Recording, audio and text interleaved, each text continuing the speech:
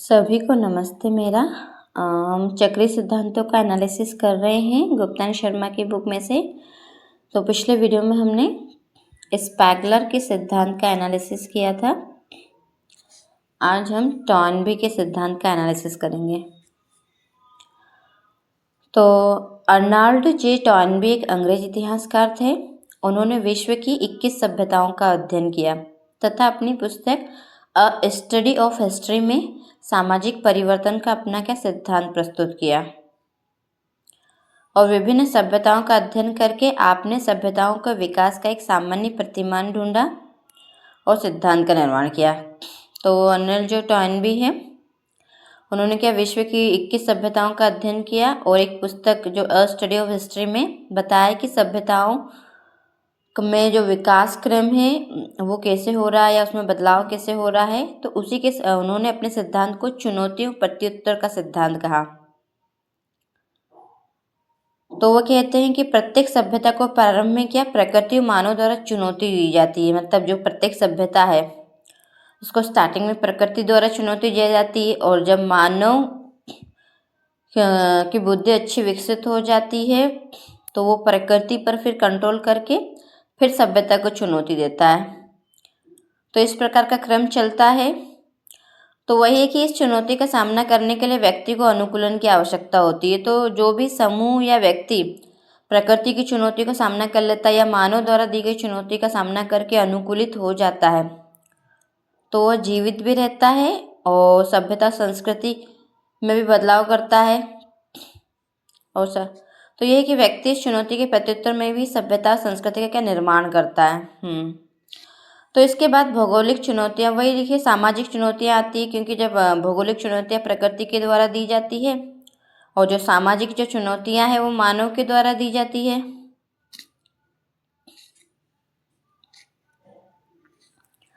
तो सामाजिक चुनौतियाँ या तो समाज के भीतरी समस्याओं के रूप में मौजूद होती है या बाहरी समाजों के द्वारा दी जाती है।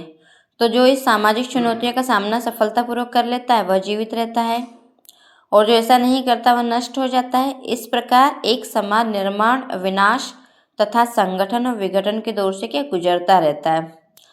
तो अर्नाल्ड जे टॉर्नबी ये कहते हैं कि सभ्यता और संस्कृति का निर्माण और जो विकास है वह प्राकृतिक चुनौतियों और सामाजिक चुनौतियों का सफलतापूर्वक सामना करने के कारण हुआ है। तो एक सभ्यता संस्कृति से चुनौतियों से गुजरती, जैसे अभी अगर हम जापान की बात करें तो जापान में समस्या ये आ रही है कि वहाँ पर वृद्ध पॉपुलेशन बढ़ रही है और जन्म दर घट गई है। तो इस चुनौती को निपटने के लिए वहाँ की गवर्नमेंट ने कुछ नीतियाँ अपनाई हैं। जैसे अगर कोई बाहरी देश के पुरुष वहाँ की महिलाओं से शादी करते हैं तो वहाँ की संपत्ति के उत्तराधिकारी होंगे। वहीं अगर स्वास्थ्य शिक्षा के क्षेत्र में अगर कोई व्यक्ति वहाँ पर जॉब करता है, रोजगार करता है तो फिर उसको वहाँ की नागरिकता मिल जाएगी। तो इस प्रकार की जो नीतियाँ हैं जापान सरकार द्वारा अपनाई जा रही है फिर से अपनी सभ्यता संस्कृति को जीवंत बनाने के लिए और निरंतरता प्रदान करने के लिए। फिर सिंधु व नील नदी की घाटियों में ऐसा ही हुआ है। प्राकृतिक पर्यावरण ने वहाँ के लोगों को चुनौती दी है।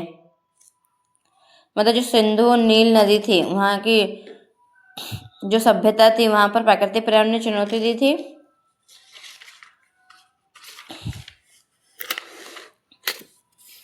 जिसका प्रत्युत्तर उन्होंने निर्माण के द्वारा दिया कि सिंधु नील नदी में उन्होंने फिर निर्माण कार्य स्टार्ट करके उस चुनौती का सामना किया। सिंधु व मिस्र की जो सभ्यताएं हैं भी इसी प्रकार विकसित हुई है। गंगा व वोल्गा नदी ने भी इस चुनौती दी थी किंतु उसका समुचित प्रत्युत्तर वहाँ के लोगों ने नहीं दिया। जो गंगा वोल्गा नदी के आसपास जो सभ्यता विकसित नहीं हुई थी तो वहाँ के लोग उसकी चुनौती को स्वीकार नहीं कर पाए थे या प्रत्युत्तर नहीं दे पाए थे तो वहाँ की सभ्यता नहीं पनपे। तो ये है टॉर्नबी का सिद्धांत, जिन्होंने एक तरह से विभिन्न सभ्यताओं का एनालिसिस करके यह बताया है कि जो प्राकृतिक चुनौतियां भी सभ्यता संस्कृति के सामने आती है और सामाजिक चुनौतियां भी सभ्यता संस्कृति के आगे आती है। जैसे अगर हम भारत की बात करें, जो हिमालय जो क्षेत्र है वहाँ पर विभिन्न नदियाँ हिमालय क्षेत्र से निकल करके उत्तरी मैदान में बहती है तो भयंकर बाढ़ का सामना वहाँ के लोगों को करना पड़ता है, प्राकृतिक चुनौतियों मिलती है, तो फिर भी वहाँ के लोग उसका सामना करते। जैसे अभी पंजाब में फ्लड जो बाढ़ आई थी, तो वहाँ के लोगों ने उसका सामना किया था, फिर से अपनी सभ्यता संस्कृति को जीवंत रखा। और ऐसी ही कुछ सामाजिक चुनौतियाँ भी फिर आती रहती है।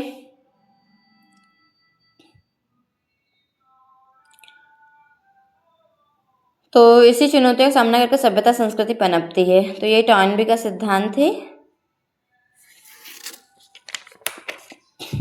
तो इम्पोर्टेंट इसमें ये है, एक तो इन्होंने 21 सभ्यताओं का अध्ययन किया है, फिर दूसरा इनकी बुक है अ स्टडी ऑफ हिस्ट्री, और टॉयनबी के सामाजिक परिवर्तन या सामाजिक विकास के सिद्धांत को चुनौती और प्रत्युत्तर का सिद्धांत कहते हैं।